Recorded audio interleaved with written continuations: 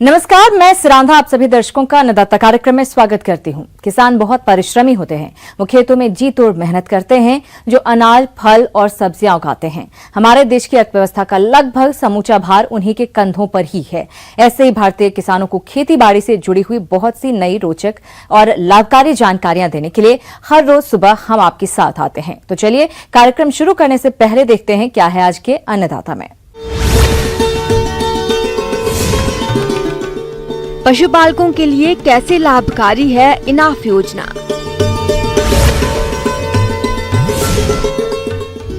धनिया का बीज उत्पादन करने की तकनीक।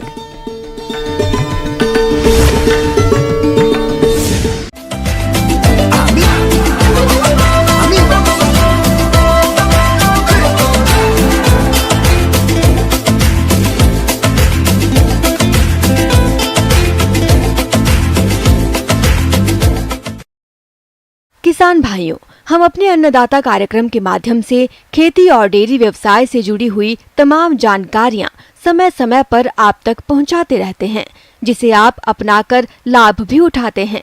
आज इसी कड़ी को आगे बढ़ाते हुए जानकारी लाए हैं इनाफ योजना के बारे में। तो ये योजना किसानों के लिए किस प्रकार से लाभकारी है, आइए जानते हैं राजकीय पशु चिकित्सालय गोविंदगढ़ जयपुर के वरिष्ठ पशु चिकित्सा अधिकारी डॉक्टर N.K. वर्मा से।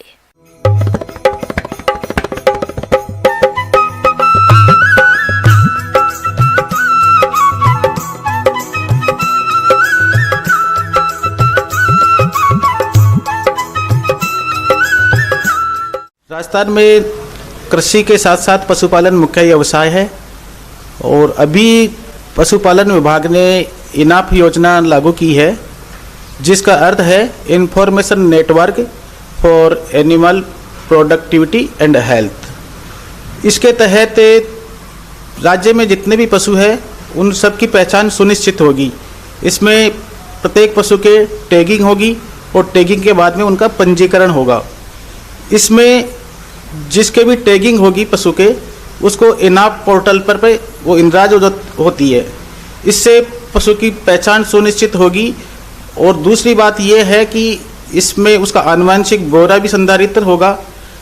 आनुवंशिक ब्यौरा संकलन होने से अपने उन्नत नस्ल के जो पशु हैं उनका संवर्धन होगा। दूसरी चीज़ ये है कि अपने जो भी इसके तहत टीकाकरण होगा, कृत्रिम गर्भाधान होगा, नकारा पशुओं का टीकाकरण, नकारा पशुओं का बधियाकरण जो होगा, उसको अपना जो रिकॉर्ड संधारित करते हैं उससे भी अपने को आसानी होगी। दूसरी चीज़, जो दूसरे एक राज्य से दूसरे राज्य के अंदर जो पशुओं का जो रोगों का प्रसार है, संक्रमण है, उसके ऊपर अंकुश लगेगा।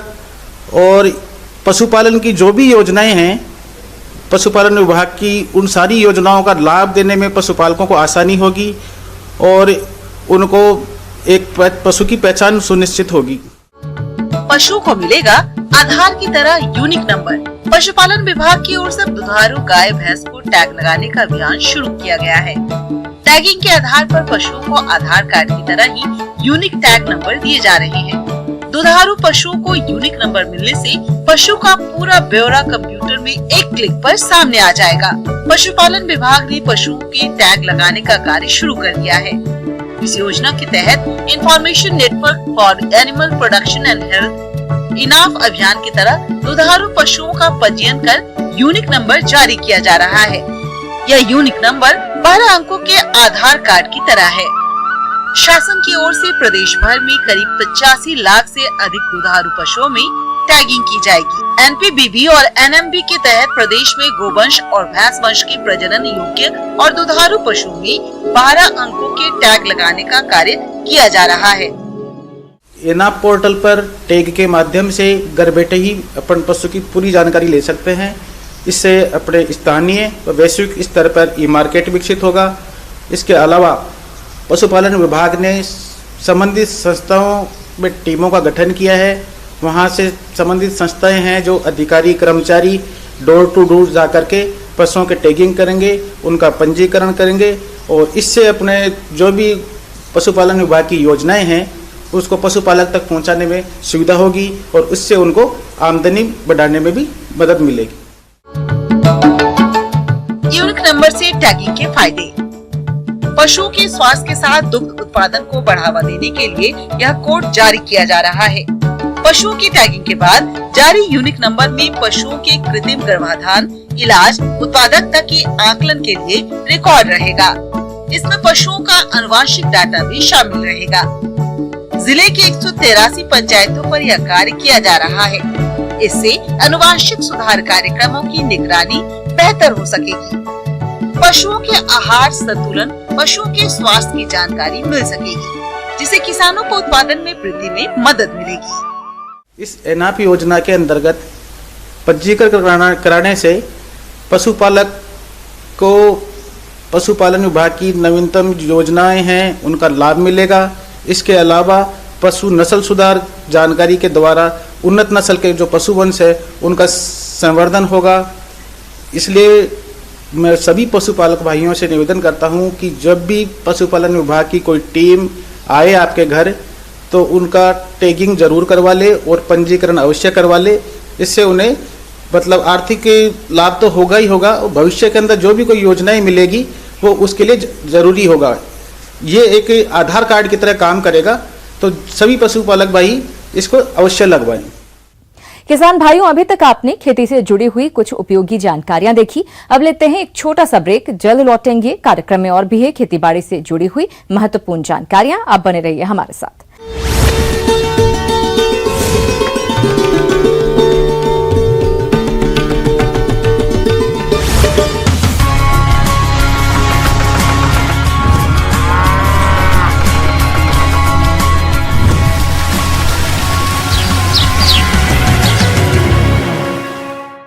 ब्रेक के बाद आप सभी दर्शकों का अन्नदाता में एक बार फिर से स्वागत है। चलिए अब रुख करते हैं अगली कड़ी की ओर।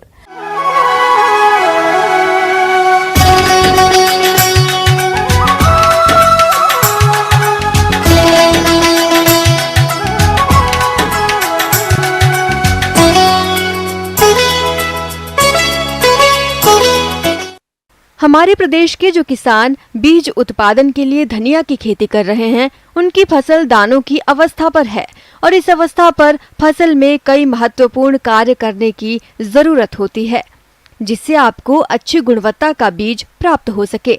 तो आप किस तरह से करें धनिया के बीज का उत्पादन, इसकी जानकारी दे रहे हैं वरिष्ठ वैज्ञानिक डॉक्टर PN त्रिपाठी।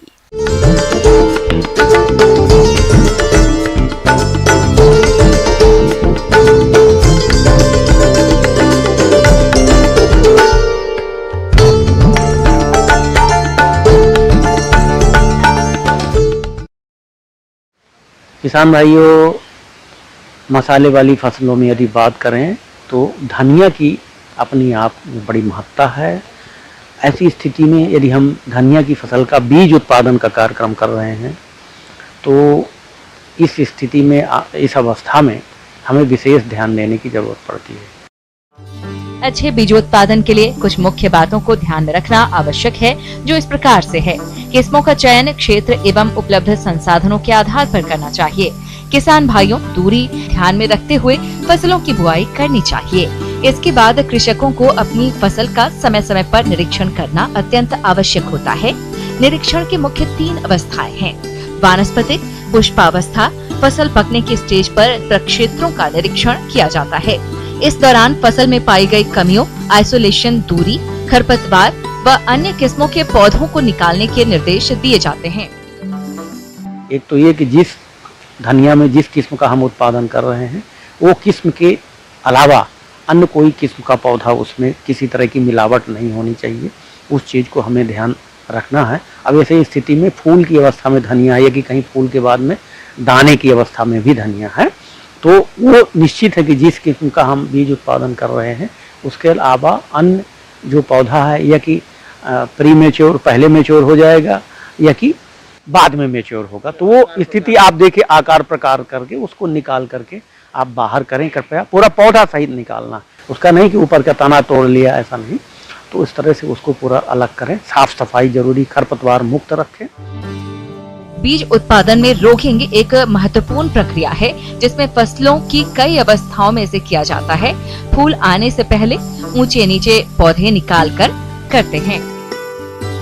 तो जहाँ इस तरह का उत्पादन यदि हम कर रहे हैं तो हमें है कि आपको नमी, विशेष रूप से दाना बनते समय में पानी भरने की जरूरत नहीं है, नमी एक सामान्य रूप से बने रहे तो उसमें दाना मजबूत बनेंगे और सही होगा।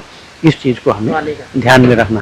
पोषक तत्वों को इस अवस्था में, क्योंकि दाना भरपूर बने और जिसके लिए हम बीज उत्पादन के लिए काम कर रहे हैं, तो पोषण की आवश्यकता विशेष रूप से होती है। ऐसी स्थिति में आप एक जो है बूस्टर डोज NPK, विशेष रूप से P और K का, तो आप उसको 1.5 किलो 0:32 का जो आता है रेशियो का, उसको आप 1.5 किलो 1 एकड़ में 200 लीटर पानी में घोल बनाकर यदि आप छिड़काव कर लेते हैं तो निश्चित है कि दाना पुष्ट होगा और दाने का पुष्टता आएगी और उत्पादन हमें अच्छा मिलेगा। दूसरा, उसमें एक रोग व्याधियों का बड़ा प्रकोप इस स्थिति में, माहू का प्रकोप विशेष रूप से देखा जाता है। ऐसी स्थिति में माहू के प्रकोप में आप उसमें कीटनाशी का अवश्य रूप से, क्योंकि जो सकिंग पेस्ट है ये रस शोषक कीड़े हैं, उनको नियंत्रण के लिए हमें रासायनिक दवा की यदि हम बात करते हैं तो इसमें आपका इमिडाक्लोपिड 17.8 SL का है। उसको आप 15 लीटर की जो टंकी आती है उसमें आप जो है 20 ml दवाई डाल करके उसको आप छिड़काव करें। और उसे 1 एकड़ में तो कम से कम 200 से 250 ml दवाई 200 लीटर पानी में घोल बनाकर आप छिड़काव अवश्य रूप से करें। दूसरा कि उसमें पाउडरी मिल्ड्यू, जिसको हम कहते हैं चूर्णिल आसिता हिंदी में कहते हैं, और वो दाना बनने की स्थिति पे आती है।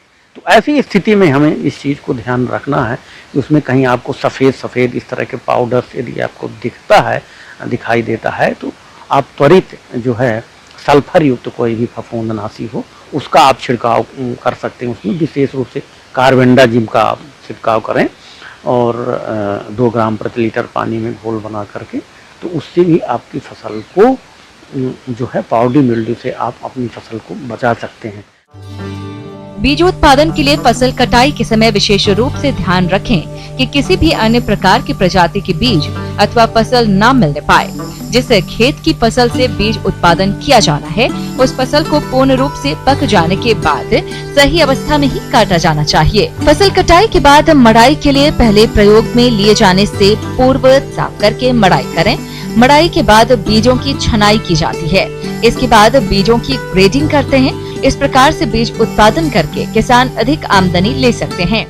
तो इस तरह से सावधानियां यदि कुछ बरतते हैं तो आप अच्छा फसल उत्पादन धनिया से प्राप्त कर सकते हैं। धन्यवाद। आगे और भी ये खेती बाड़ी से जुड़ी हुई बहुत सी रोचक जानकारियां, लेकिन यहाँ पर रुकेंगे, एक और ब्रेक के लिए जल्द हाजिर होते हैं।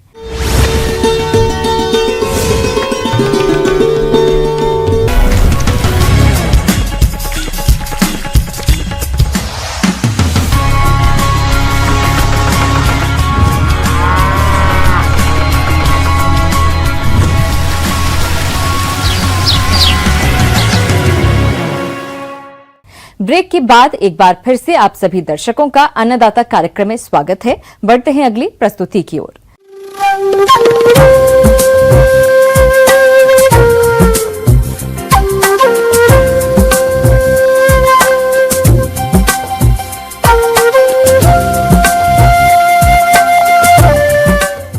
मौसम के अनुसार प्रबंधनों पर ही टिकी है आपकी खेती-बाड़ी, इसलिए मौसम पूर्वानुमान और उस पर आधारित साप्ताहिक कृषि सलाह इस प्रकार है।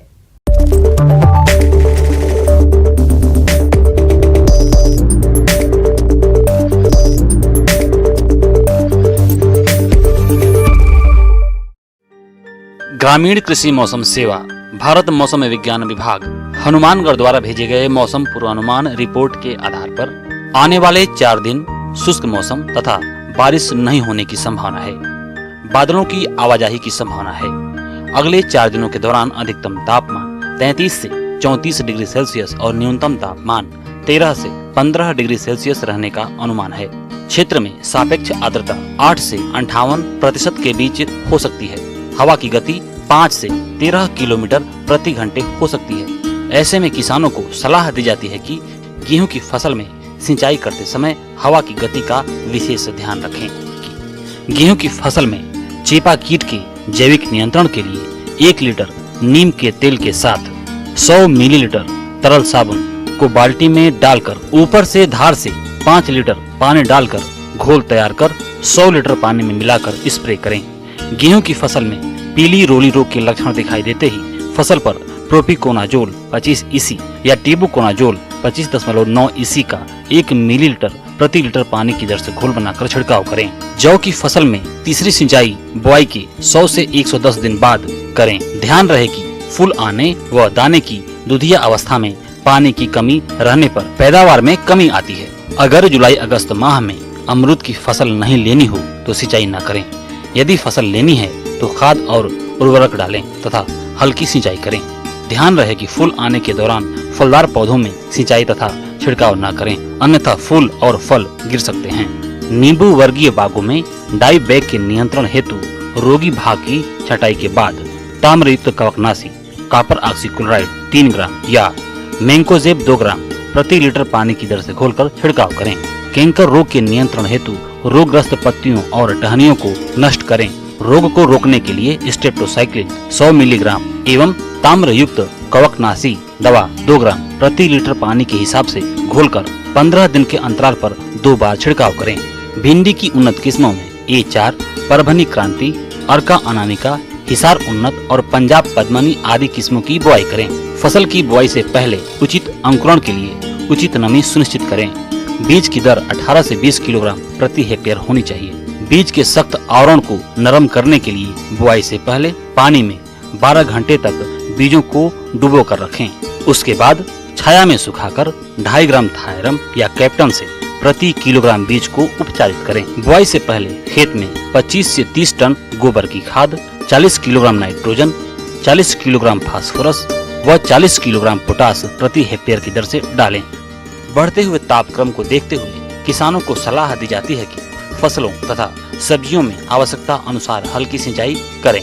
वर्तमान मौसम की स्थिति को देखते हुए किसान भाई सब्जियों और फसलों में चेपा आक्रमण की निगरानी करें। मौसम को ध्यान में रखते हुए मार्च माह में जायद मूंग की बुआई के लिए किसान प्रमाणित स्रोत से उन्नत बीज की खरीद करें। मूंग की उन्नत किस्मों में गंगा 8 SML 668 की बुआई कर सकते हैं।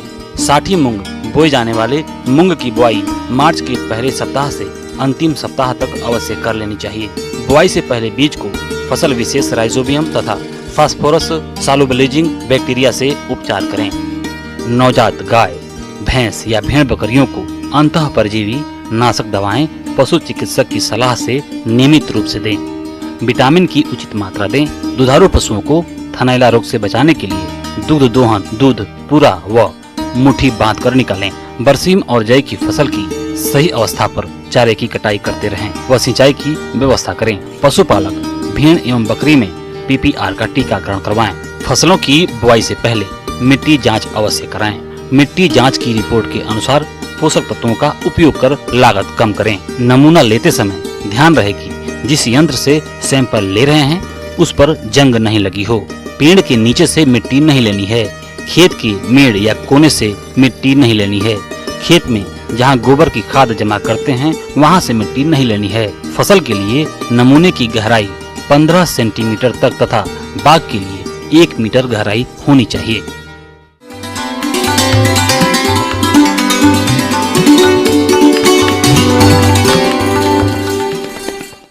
अन्नदाता हेल्पलाइन निशुल्क फोन संपर्क सेवा के माध्यम से आपके द्वारा पूछे गए प्रश्नों में से 1 या 2 महत्वपूर्ण प्रश्न को हम अपने कार्यक्रम में शामिल करते हैं। इसी के तहत आज का चयनित प्रश्न और उसका जवाब इस प्रकार है।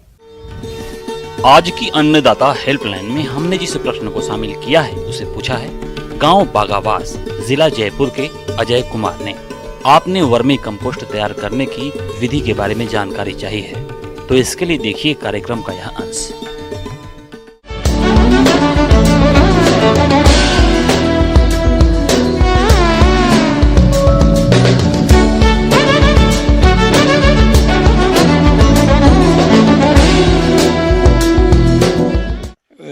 ये आप देख रहे हैं, पहले बेड अपनी आवश्यकता अनुसार वो बनाएंगे। कितना बड़ा बेड उसको सेट बनाना है, कितनी खाद तैयार करनी है।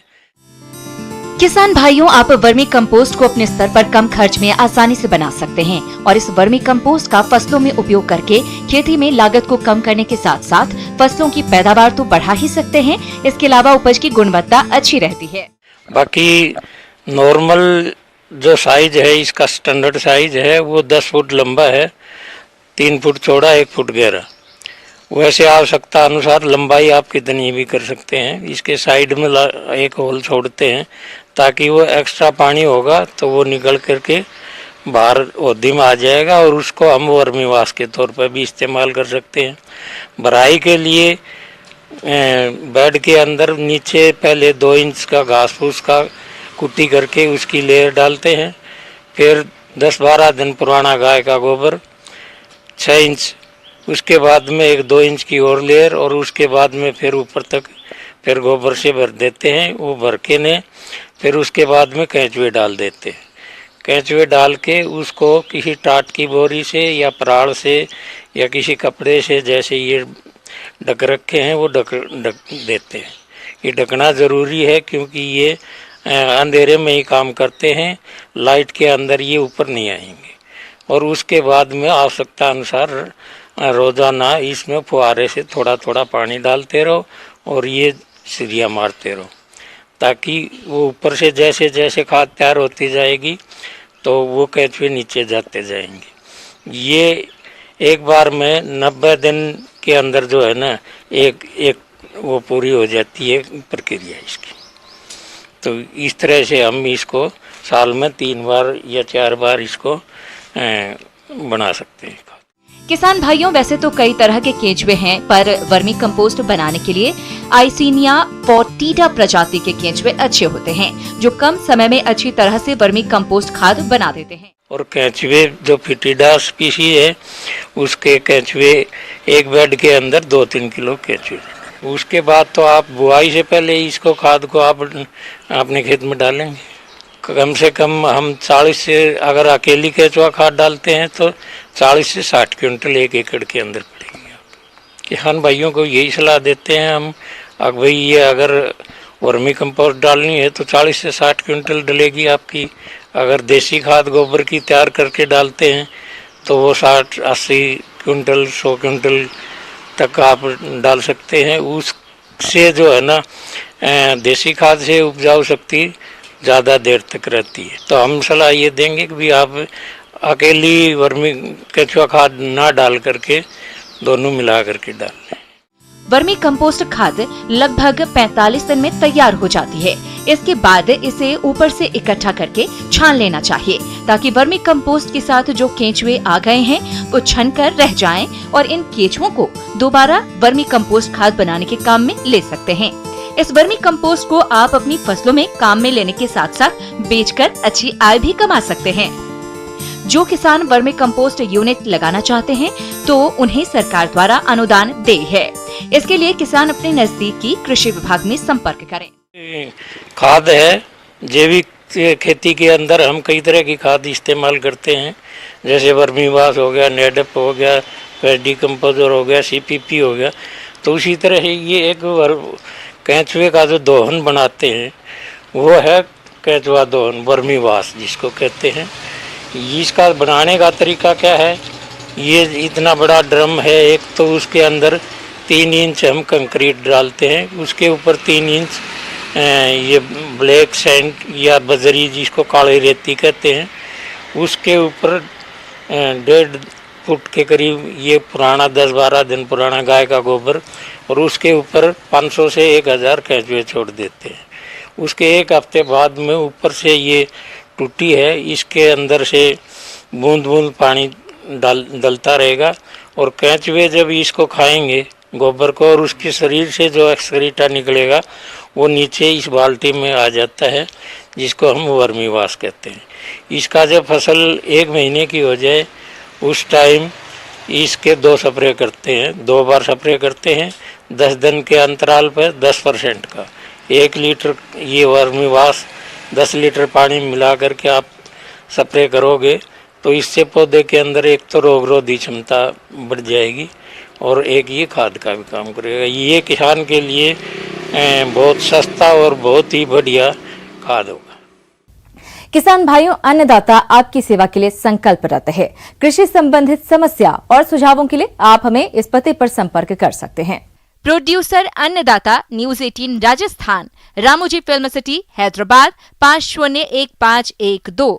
साथ ही आप हमें ईमेल भी कर सकते हैं। हमारा ईमेल है p18annadatarajasthan@nw18.com।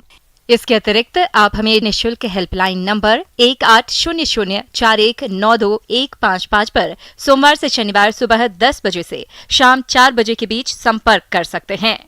किसान भाइयों, अब समय हो रहा है आपसे विदा लेने का, तो हमारी पूरी अन्नदाता टीम को दीजिए इजाजत। कल फिर आपसे मुलाकात होगी कृषि संबंधित कुछ और महत्वपूर्ण जानकारियों के साथ। नमस्कार।